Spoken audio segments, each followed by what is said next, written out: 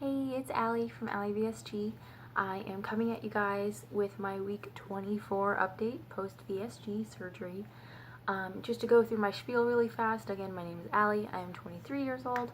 I had vertical sleeve gastrectomy surgery on August 24th, 2016 in Istanbul, Turkey at Medicine Hospital. My highest weight ever recorded was 271 pounds, which was in the month of March in 2016. Last week I came at you guys at 187.2 pounds, and this week I am 187.4 pounds. That is a 0.2 gain, and this is, sorry, I have hair.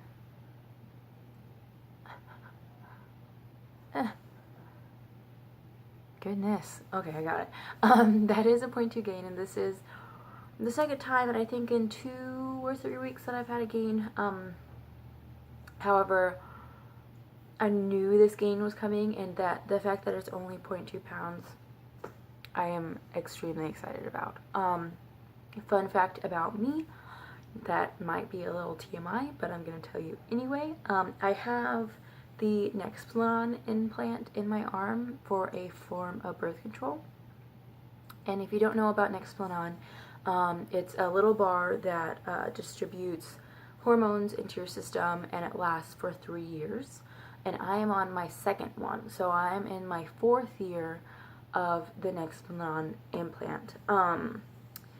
When I first got it, period-wise, sorry for the fellas, or maybe the ladies, or really anyone that doesn't want to hear about my period, but period-wise, I spotted for a decent amount of time, but then once that stopped, I have not had a period for basically 4 years. And I don't know if it was just a change in my eating habits, or if it was a change in my hormone levels, or I don't know what exactly happened that made me have a period again for the first time in 4 years, but something happened, and Mother Nature remembered me, I guess, and wanted to give me a period this week.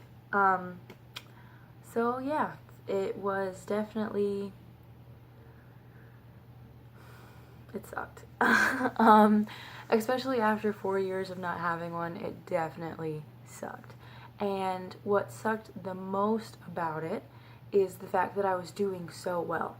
I switched over to the keto diet beginning of last week, or maybe even 2 weeks ago. I'm not quite sure. And I was doing really well. Last week I lost 8 pounds, I believe it was, in 1 week. I assume that most of it was water, because I am trying not to drink as much anymore, and usually when you first start a diet, you do lose a lot of water weight. But I was doing really well, and I wasn't cheating, and I didn't really have any cravings to cheat.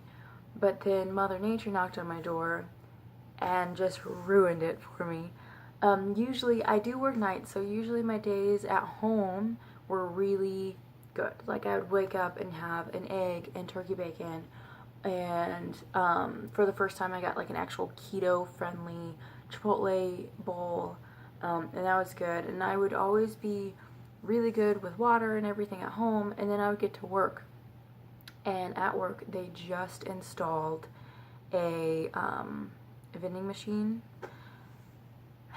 They just installed a vending machine, so that alone was the worst.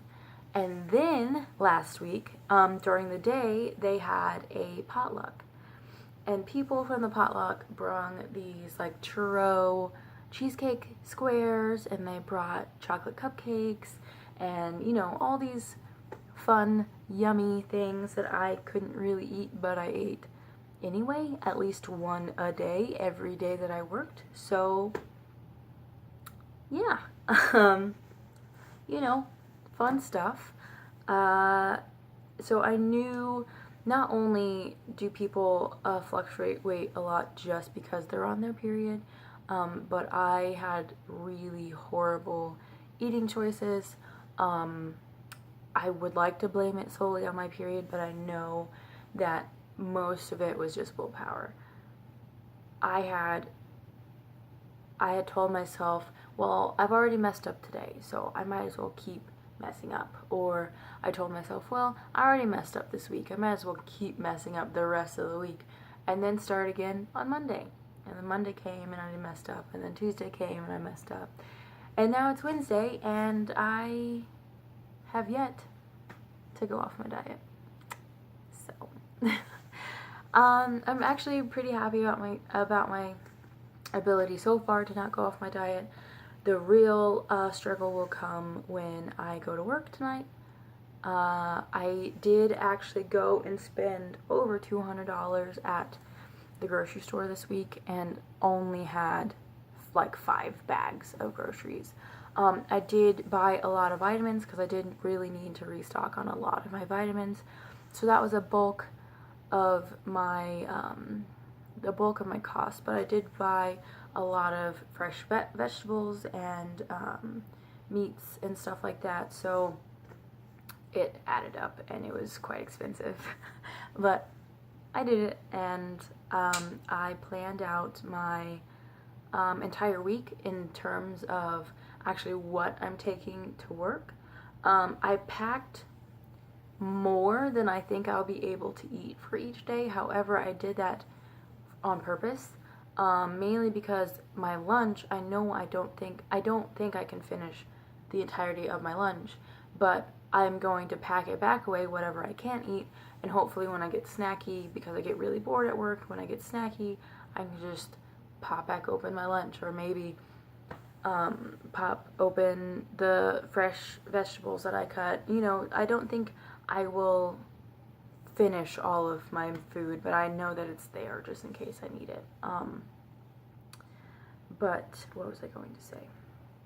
Oh, I entered in my full day. Like today, I entered in my full day of what I'm going to eat yesterday because it's planned out, so I might as well see where my macros and my calories lie. MyFitnessPal is still set to 1,200 calories. It's very rarely that I meet that, but sometimes, especially now since I'm on a high-fat diet, I do meet it or sometimes even exceed it. My day that I set up for today is 17 calories over my 1,200 calories. Of course, if I worked out today, it would be less. Of course, depending on what I actually do. But without working out or anything, my day is over, I think, 17 calories over my 12,000 calorie limit.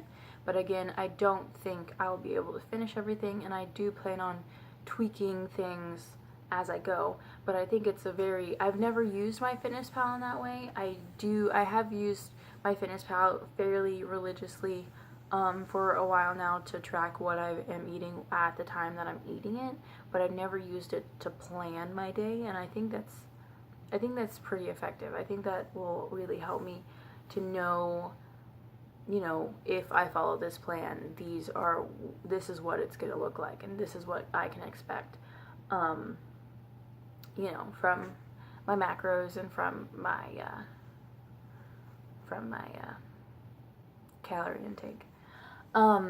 So yeah, that's a new thing that I'm starting. And also a new thing that happened this week is I fit into a size 14 pants. So yeah, I haven't gotten any new clothes since I've lost about 84 pounds, and I think that was really hurting me when it came to the body dysmorphia that I was having here recently. So what I decided to do is just go to the store, and I went to the store, went to the plus size section, went directly to a rack of pants. The smallest size they had on the rack was a 14. I grabbed a 14, a 16, and an 18 because I had no idea what size I wore. I went to the dressing room, and I decided to put on the 14 first.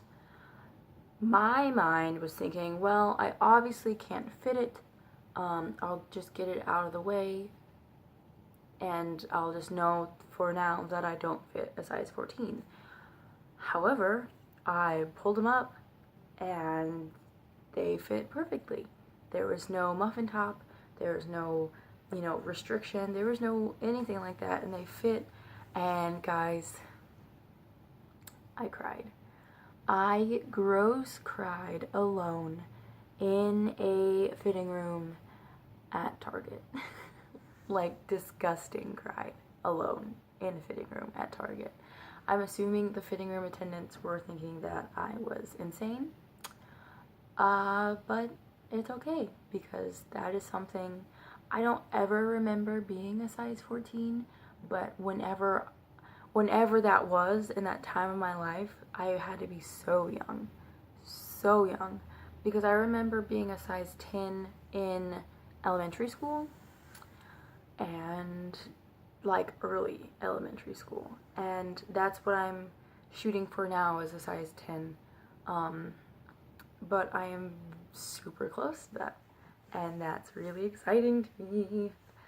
So yeah, 0.2 gain this week. Like I said, I am surprised that's all I gained, because I made horrible food choices, especially after since a really good week of good food choices. But this week's a new week, and today's a new day, and all I can do is keep on pushing forward. So yeah, thank you guys so much. I hope you also had a really good week, and I hope to talk to you soon. Thanks.